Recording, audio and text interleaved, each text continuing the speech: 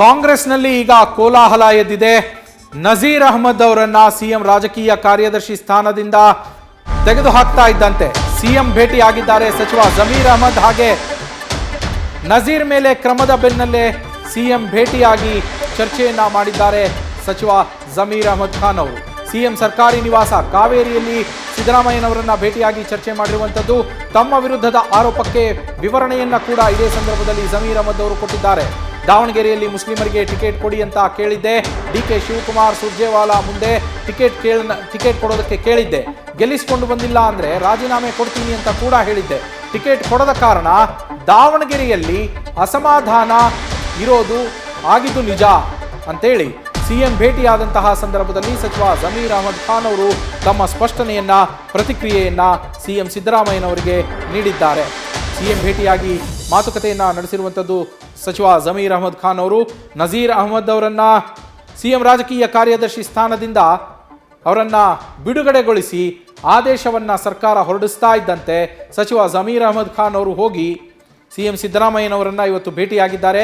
ಅವರ ಸರ್ಕಾರಿ ನಿವಾಸ ಕಾವೇರಿಯಲ್ಲಿ ಭೇಟಿಯಾಗಿ ಮಾತುಕತೆಯನ್ನ ನಡೆಸಿದ್ರು. ಈ ಸಂದರ್ಭದಲ್ಲಿ ನಾನು ದಾವಣಗೆರೆಯಲ್ಲಿ ಅಲ್ಪಸಂಖ್ಯಾತರಿಗೆ ಟಿಕೆಟ್ ಅನ್ನ ಕೊಡಿ ಅಂತ ಕೇಳಿದ್ದೆ, ಆದರೆ ಟಿಕೆಟ್ ಕೊಡಲಿಲ್ಲ. ಡಿಕೆ ಶಿವಕುಮಾರ್ ಅವರು ಹಾಗೆ ಸುರ್ಜೇವಾಲಾ ಅವರ ಮುಂದೆ ನಾನು ಬೇಡಿಕೆಯನ್ನ ಇಟ್ಟಿದ್ದೆ, ಆದರೆ ಅಲ್ಪಸಂಖ್ಯಾತರಿಗೆ ಅಲ್ಲಿ ಟಿಕೆಟ್ ಕೊಡಲಿಲ್ಲ. ಇದರಿಂದ ಅಸಮಾಧಾನ ಆಗಿದ್ದು ನಿಜ ಅಂತ ಹೇಳಿ ತಮ್ಮ ಮನದಾಳದ ಮಾತುಗಳನ್ನ ಸಿಎಂ ಸಿದ್ದರಾಮಯ್ಯನವರಿಗೆ ಮನವರಿಕೆ ಮಾಡಿಕೊಟ್ಟು ಬಂದಿದ್ದಾರೆ ಸಚಿವ ಜಮೀರ್ ಅಹಮದ್ ಖಾನ್. ಅವರು ರಾಜೀನಾಮೆ ಕೊಟ್ಟಿರೋದು ಯಾವನ್ನ ನಾನು ಇರಲಿಲ್ಲ, ನಾನು ರಾಜೀನಾಮೆ ಕೊಟ್ಟಿದ್ದಾರೆ ಅಂತ ಗೊತ್ತಾಯಿತು. ನಸೀರ್ ಅವ್ರಿಗೆ ಇನ್ನೂ ತೆಗಿತೀನಿ, ಡ್ರಾಪ್ ಮಾಡ್ತೀನಿ, ಗೊತ್ತಿಲ್ಲ, ನಾನು ಕೇಳಿ ನೋಡ್ತೀನಿ, ನನಗೆ ಗೊತ್ತಿಲ್ಲ ಅದು ಏನಕ್ಕೆ ಕಾರಣಕ್ಕೆ ಅಂತ. ಏನಕ್ಕೆ ಅಂದರೆ ಸಿ ಎಮ್ ಅವರು ಏನೋ ಅವ್ರಿಗೆ ದಾವಣಗೆರೆ ಹೋಗೋಕೆ ಹೇಳಿದ್ರಂತೆ, ದಾವಣಗೆರೆ ಹೋಗಲಿಲ್ಲ ಅಂತ ಹೇಳ್ಬಿಟ್ಟು ಏನೋ ತೀರ್ಮಾನ ತೊಗೊಂಡಿದ್ದಾರೆ ಅಂತ ಗೊತ್ತಾಯಿತು. ಈಗಲ್ಲೇ ಸಿ ಎಮ್ ಮನೆಗೆ ಹೋಗ್ತಾ ಇರೋದು ನಾನು. ಸಿ ಎಮ್ ಕರೆದವ್ರು ನನಗೆ 10:30ಕ್ಕೆ ಸಿ ಎಮ್ ಕರೆದವ್ರೆ. ಈಗಲ್ಲೇ ಸಿ ಎಮ್ ಮನೆಗೆ ಹೋಗ್ತಾ ಇದ್ದೀನಿ ನಾನು. ಎಲ್ಲ ಒಗ್ಗಟ್ಟಾಗಿ ಈಗ ಏನಾಗಿದೆ, ಯಾರನ್ನ ಎಸ್ ಹೇಳಿದಾರಾ ಅಲ್ಲೇ ಮುಸಲ್ಮಾನ್ ಅಸಮಾಧಾನ ಇದ್ದಿದ್ದು ನಿಜ. ಕಾರಣ ಅಂದರೆ ಲೋಕಲಲ್ಲಿ ಮತದಾರರು ಲೋಕಲಲ್ಲಿ ದಾವಣಗೆರೆ ಸೌತಲ್ಲಿ ಅಸಮಾಧಾನ ಇದ್ದಿದ್ದು ನಿಜ. ಏನಕ್ಕೆ ಟಿಕೆಟ್ ಕೇಳಿದ್ರು, ಟಿಕೆಟ್ ಕೊಟ್ಟಿಲ್ಲ ಅನ್ನೋ ಕಾರಣಕ್ಕೆ ಅಸಮಾಧಾನ. ಆಮೇಲೆ ಸರಿ ಹೋಗಿದ್ದಾರೆ. ಸರಿ ಹೋಗಿ ನಮ್ಮ ಪಕ್ಷ ಅಭ್ಯರ್ಥಿಗೆ ಸಮ್ಮತ್ ಅವ್ರಿಗೆ ಮತ ಕೊಟ್ಟಿದ್ದಾರೆ. 100% ನಾವು ಒಳ್ಳೆ ಲೀಡಿಂಗಲ್ಲಿ ನಾವು ಗೆಲ್ತೀವಿ. ದಾವಣಗೆರೆ ಅಲ್ಪಸಂಖ್ಯಾತ ಸಮುದಾಯದಲ್ಲಿ ಸುಪ್ರೀಂ ಲೀಡರ್ ಅಂದ್ರೆ ಜಮೀರ್ ಅಹಮದ್ ಅವರು. ನಾನೊಬ್ಬ ಸಾಮಾನ್ಯ ಕಾರ್ಯಕರ್ತ, ನಾನು ಜನಗಳ ಮಧ್ಯದಲ್ಲಿ ಇರೋನು, ನಾನೊಬ್ಬ ಸೇವಕ. ನಾನು ಯಾವತ್ತೂ ಲೀಡರ್ ಆಗೋ ಕೊಟ್ಟಿಲ್ಲ, ನಾನು ಮುಂದೇನೂ ಲೀಡರ್ ಆಗೋ ಕೊಟ್ಟಲ್ಲ. ನಾನೊಬ್ಬ ಸೇವಕ, ಸೇವೆ ಮಾಡ್ತಾ ಇದ್ದೀನಿ ಅಷ್ಟೇ. ನಾನೊಬ್ಬ ಕಾಂಗ್ರೆಸ್ ಪಕ್ಷದ ಕಾರ್ಯಕರ್ತ.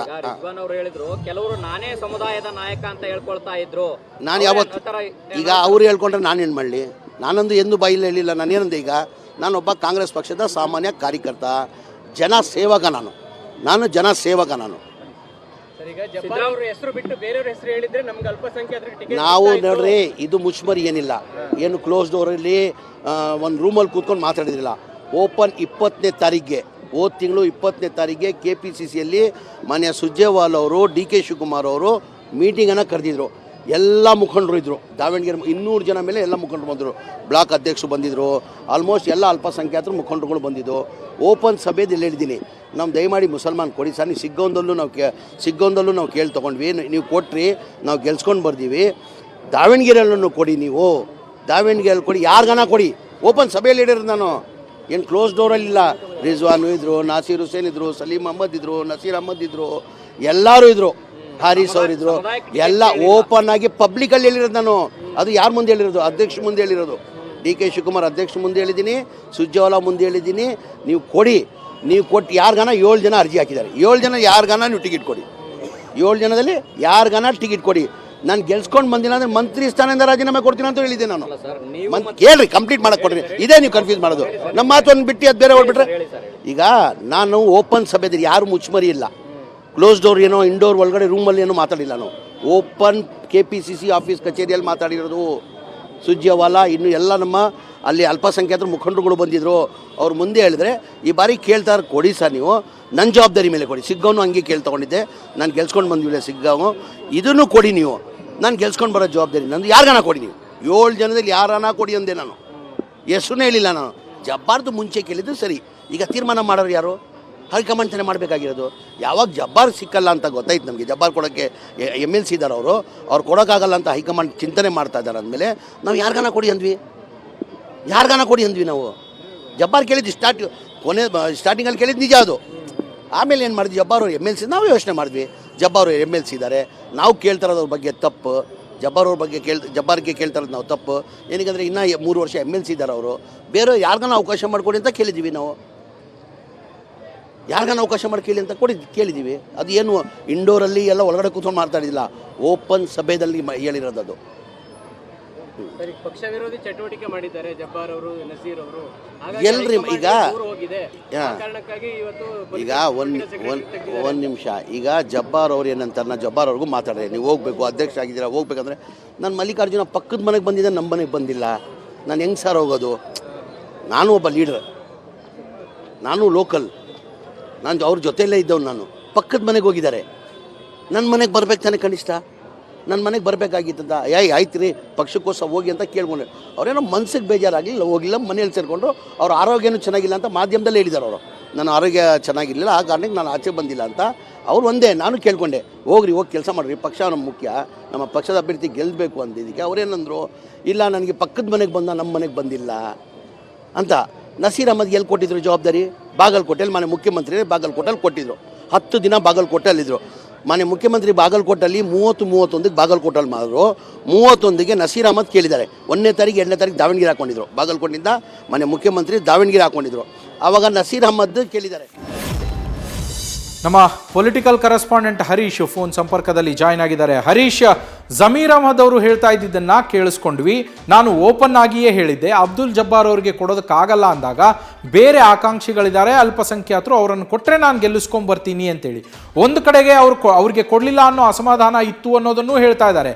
ಹಾಗೆ ನಾವೆಲ್ಲರೂ ಒಗ್ಗಟ್ಟಾಗಿದ್ದೀವಿ ಅಂತಲೂ ಹೇಳ್ತಾ ಇದ್ದಾರೆ. ಈ ದ್ವಂದ್ವ ಹೇಳಿಕೆಗಳನ್ನು ನೋಡಿದ್ರೆ ಕಾಂಗ್ರೆಸ್ನಲ್ಲಿ ನಿಜಕ್ಕೂ ಎಲ್ಲವೂ ಸರಿಯಾಗಿಲ್ಲ ಅನ್ನೋದು ಮೇಲ್ನೋಟಕ್ಕೆ ಕಾಣಿಸ್ತಾ ಇದೆ. ಹರೀಶ್, ನವೀನ್, ಬಹಳ ಮುಖ್ಯವಾಗಿರುವಂತದ್ದು ಒಂದು ಜಮೀರ್ ಅಹಮದ್ ಅವರು ಕೂಡ ಇದುವರೆಗೂ ಕೂಡ ಎಲ್ಲೂ ಕಾಣಿಸ್ಕೊಳ್ದೇ ಇರುವಂತ, ಜೊತೆಗೆ ಯಾವುದೇ ಪ್ರತಿಕ್ರಿಯೆ ಕೊಡದೆ ಅಂತರವನ್ನ ಕಾಯ್ದುಕೊಂಡಿದ್ರು. ಒಂದು ಹಂತದಲ್ಲಿ ಕೂಡ ಮುಸ್ಲಿಂ ಸಮುದಾಯದ ಹಿತ ನಾಯಕರು ನೇರವಾಗಿ ಜಮೀರ್ ಅಹಮದ್ ಮತ್ತೆ ರಿಜ್ವಾನ್, ಅರ್ಷದ್, ಸಲೀಂ ಅಹಮದ್ ಎಲ್ಲರೂ ಕೂಡ ಮುಗಿಬಿದ್ದಿದ್ರು. ಸೊ ಈಗ ಮೊದಲ ಬಾರಿಗೆ ಈ ಬೆಳವಣಿಗೆ ನಂತರ ಕಾಣಿಸ್ಕೊಂಡಿರ್ತಕ್ಕಂಥ ಜಮೀರ್ ಅಹಮದ್ ಅವರು ಸೊ ಒಂದು ಅಸಮಾಧಾನ ಇದ್ದಿದ್ದು ನಿಜ, ಟಿಕೆಟ್ ಕೊಡದಂತ ಇರುವಂತ ಕಾರಣಕ್ಕಾಗಿ ನಾನು ಕೂಡ ಬಹಿರಂಗ ಸಭೆಯಲ್ಲಿ ಅಬ್ದುಲ್ ಜಬ್ಬಾರ್ಗೆ ಟಿಕೆಟ್ ಕೊಡಬೇಕು ಅನ್ನುವಂತಹ ಒತ್ತಾಯವನ್ನು ಮಾಡಿದೆ. ಅವರು ಪರಿಷತ್ ಸದಸ್ಯರಾಗಿದ್ದಂತ ಕಾರಣಕ್ಕಾಗಿ ಅವರಿಗೆ ಟಿಕೆಟ್ ಸಿಗೋದಿಲ್ಲ ಅಂತ ಗೊತ್ತಾಯ್ತು. ಸೊ ಆದ್ರೆ ಬೇರೆ ಯಾರಿಗಾದ್ರೂ ಕೊಡಬೇಕು ಅಂತ ನಾನು ಕೇಳಿದ್ದು ನಿಜ, ಅಸಮಾಧಾನ ಇದ್ದಿದ್ದು ನಿಜ ಅನ್ನುವಂತ ಮಾತನ್ನ ಹೇಳಿದ್ರೆ, ಆದ್ರೆ ನಾವು ಪಕ್ಷ ವಿರೋಧಿ ಚಟುವಟಿಕೆ ನಡೆಸಿಲ್ಲ ಅನ್ನುವಂತ ಮಾತನ್ನ ಪದೇ ಪದೇ ಒತ್ತಿ ಹೇಳುವಂತ ಒಂದು ಪ್ರಯತ್ನ ಕೂಡ ಜಮೀರ್ ಅಹಮದ್ ಅವರಿಂದ ಆಗ್ತಾ ಇರುವಂತದ್ದು. ಒಂದು ರಿಜ್ವಾನ್ ಅರ್ಷದ್ ಆಗಿರ್ಬೋದು, ಸಲೀಂ ಅಹಮದ್ ಆಗಿರ್ಬೋದು, ಅವರ ಆರೋಪಗಳಿಗೆ ಸಂಬಂಧಪಟ್ಟಂಗೆ ಒಂದು ಪ್ರತಿಕ್ರಿಯೆ ಕೊಡ್ತಕ್ಕಂಥ ಒಂದು ಪ್ರಯತ್ನ ಮಾಡಿದ್ದಾರೆ. ಖುದ್ದು CM ಸಿದ್ದರಾಮಯ್ಯನ ಕಾವೇರಿ ನಿವಾಸದಲ್ಲಿ ಭೇಟಿಯಾಗಿ ತಮ್ಮ ವಿರುದ್ಧ ಕೇಳಿ ಬಂದಿರತಕ್ಕಂಥ ಆರೋಪಕ್ಕೆ ಸಂಬಂಧಪಟ್ಟಂಗೆ ಸ್ಪಷ್ಟನೆ ಕೊಡ್ತಕ್ಕಂಥ ಒಂದು ಪ್ರಯತ್ನ ಕೂಡ ಇವತ್ತು ಜಮೀರ್ ಅಹಮದ್ ಅವರು ಮಾಡಿರುವಂಥದ್ದು. ಸೊ ಹಾಗಾಗಿ ಜಮೀರ್ ಅಹಮದ್ ಅವರು ನಾನು ಯಾವುದೇ ರೀತಿಯಲ್ಲಿ ಕೂಡ ಪಕ್ಷ ವಿರೋಧಿ ಚಟುವಟಿಕೆ ನಡೆಸಿಲ್ಲ ಅನ್ನುವಂಥ ಮಾತನ್ನ ಸ್ಪಷ್ಟವಾಗಿ ಹೇಳ್ತಕ್ಕಂಥ ಒಂದು ಪ್ರಯತ್ನ ಮಾಡಿದ್ದಾರೆ. ಆದ್ರೆ ಸದ್ಯದ ಮಟ್ಟಿಗೆ ರಿಜ್ವಾನ್ ಅರ್ಷದ್ ಅವರು ಸಚಿವ ಸ್ಥಾನ ಸಿಕ್ಕಿದ್ದೇ ಆದಲ್ಲಿ ನಮಗೂ ಖುಷಿ ಆಗುತ್ತೆ ಅನ್ನುವಂಥ ಮಾತನ್ನು ಹೇಳುವಂತ ಒಂದು ಪ್ರಯತ್ನ ಕೂಡ ಜಮೀರ್ ಅಹಮದ್ ಅವರಿಂದ ಆಗಿದೆ. ಹಾಗಾಗಿ ಸದ್ಯದ ಮಟ್ಟಿಗೆ ಇದು ತಣ್ಣಗಾಗುವಂತ ಲಕ್ಷಣಗಳು ಕಾಣಿಸ್ತಾ ಇಲ್ಲ. ಒಂದ್ ಕಡೆ ಕ್ರಮಗಳು ಆಗ್ಬೇಕು ಅನ್ನುವಂತ ನಿಟ್ಟಿನಲ್ಲಿ ಕೂಡ ಹೈಕಮಾಂಡ್ ಸೂಚನೆ ಹಿನ್ನೆಲೆಯಲ್ಲಿ ಈಗಾಗಲೇ ಕೂಡ ನಜೀರ್ ಅಹಮದ್ ಅವ್ರನ್ನು ಕೂಡ ಸೇಮ್ ರಾಜಕೀಯ ಕಾರ್ಯದರ್ಶಿ ಸ್ಥಾನದಿಂದ ಬಿಡುಗಡೆಗೊಳಿಸಲಾಗಿದೆ. ಅಬ್ದುಲ್ ಜಬ್ಬಾರ್ ಅವರು ಕೂಡ ಅಲ್ಪಸಂಖ್ಯಾತ ಘಟಕದಿಂದ ರಾಜೀನಾಮೆಯನ್ನು ಕೊಡಿಸಲಾಗಿದೆ. ಹೀಗಾಗಿ ಮುಂದೆ ಜಮೀರ್ ಅಹಮದ್ ಅವರ ವಿರುದ್ಧ ಕೂಡ ಕ್ರಮ ಆಗ್ಬೇಕು ಅನ್ನುವಂತ ನಿಟ್ಟಿನಲ್ಲಿ ಕೂಡ ಒತ್ತಾಯವನ್ನು ಮಾಡ್ತಾ ಇದ್ರು. ಆದ್ರೆ ಸದ್ಯದ ಪರಿಸ್ಥಿತಿಯಲ್ಲಿ ನೋಡಿದ್ರೆ ಜಮೀರ್ ಅಹಮದ್ ಅವರು ಕೂಡ ತನ್ನ ವಿರುದ್ಧ ಯಾವುದೇ ರೀತಿಯಲ್ಲೂ ಕೂಡ ಆರೋಪಗಳು ಮಾಡಿದ್ರು ಕೂಡ ನಾನು ಯಾವುದೇ ರೀತಿ ಅಂತಹ ಕೆಲಸ ಮಾಡಿಲ್ಲ ಅನ್ನುವಂಥ ಮಾತನ್ನ ಹೇಳುವಂತ ಒಂದು ಪ್ರಯತ್ನ ಮಾಡಿದ್ರೆ. ಜೊತೆಗೆ ನಾನು ಕೇರಳಕ್ಕೆ ಹೋಗಿದೆ, ಅದು ಹೈಕಮಾಂಡ್ ನಾಯಕರ ಸೂಚನೆ ಹಿನ್ನೆಲೆಯಲ್ಲಿ ಹೋಗಿ ಅಲ್ಲಿ ಪ್ರಚಾರವನ್ನ ಕೈಗೊಂಡಿದೆ, ಹಾಗಾಗಿ ಅಲ್ಲಿ ಬರೋದಕ್ಕಾಗಿಲ್ಲ. ಆದ್ರೂ ಕೂಡ ಮಲ್ಲಿಕಾರ್ಜುನ ಅವ್ರ ಮನೆಗೆ ಭೇಟಿ ಕೊಟ್ಟಿದೆ, ಅಲ್ಲಿ ಊಟ ಮಾಡಿದೆ ಮತ್ತು ಮಾಧ್ಯಮಗೋಷ್ಠಿ ನಡೆಸಿದೆ. ಜೊತೆಗೆ ನನ್ನ ಕರೆದ್ರೆ ನೀವು ಬರ್ತೀವಿ ಅಗತ್ಯ ಬಿದ್ದರೆ ಅನ್ನುವಂಥ ಮಾತನ್ನ ಕೂಡ ಹೇಳಿ ಬಂದಿದ್ದೆ ಅನ್ನುವಂಥ ಮಾತನ್ನು ಹೇಳುವ ಮೂಲಕ ಜಮೀರ್ ಅಹಮದ್ ಅವರು ತಮ್ಮ ವಿರುದ್ಧ ಯಾವುದೇ ರೀತಿ ಆರೋಪ ಬಂದಿದ್ರು ಕೂಡ ಸೊ ಯಾವುದೇ ರೀತಿ ನಾನು ಆರೋಪಗಳ ಸಂಬಂಧಪಟ್ಟಂಗೆ ನಾನು ತಪ್ಪು ಮಾಡಿಲ್ಲ ಅನ್ನುವಂಥ ಪ್ರಯತ್ನ ಹೇಳುವಂತ ಒಂದು ಪ್ರಯತ್ನ ಮಾಡಿದ್ದಾರೆ. Naveen, thank you Harish. News First ನಿರ್ಭೀತಿಯಿಂದ ನಿಮ್ಮ ಪರವಾಗಿ.